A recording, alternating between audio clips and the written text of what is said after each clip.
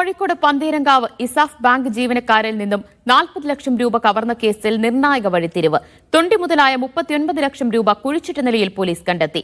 55,000 രൂപ ഒന്നാം പ്രതി ഷിബിൻ ലാലിന്റെ പക്കൽ നിന്നും നേരത്തെ പോലീസ് കണ്ടെത്തിയിരുന്നു. ഒന്നാം പ്രതി ഷിബിൻ ലാലിന്റെ വീട്ടിൽ നിന്നും 1/2 കിലോമീറ്റർ അകലെയുള്ള പന്തീരങ്കാവ് ഉള്ളാട്ടിൽ ഗിരീഷ് എന്നയാളുടെ പറമ്പിൽ കുഴിച്ചിട്ട നിലയിലാണ് പണം കണ്ടെത്തിയത്.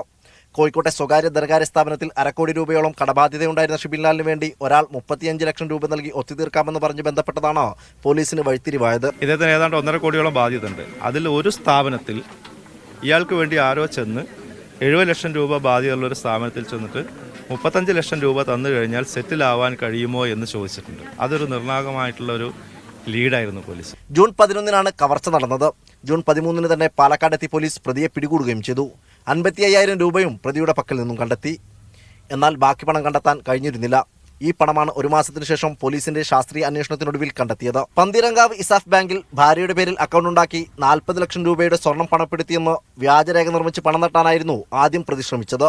പിന്നാലെ പണവുമായി പോവുകയായിരുന്ന ജീവനക്കാരെ കവർച്ച ചെയ്യുകയായിരുന്നു. വ്യാജരേഖ നിർമ്മിച്ച് പണം തട്ടലിന് ശ്രമിച്ചതിന് ഷിബിൻ ലാലിന്റെ ഭാര്യ കൃഷ്ണപ്രിയയും കവർച്ചയ്ക്ക് ശേഷം രക്ഷപ്പെടുത്താൻ സഹായിച്ചതിന് ബന്ധുവായ ദിനരഞ്ജനെയും കേസിൽ പ്രതി ചേർത്തിട്ടുണ്ട്. മീഡിയ 1 കോഴിക്കോട്.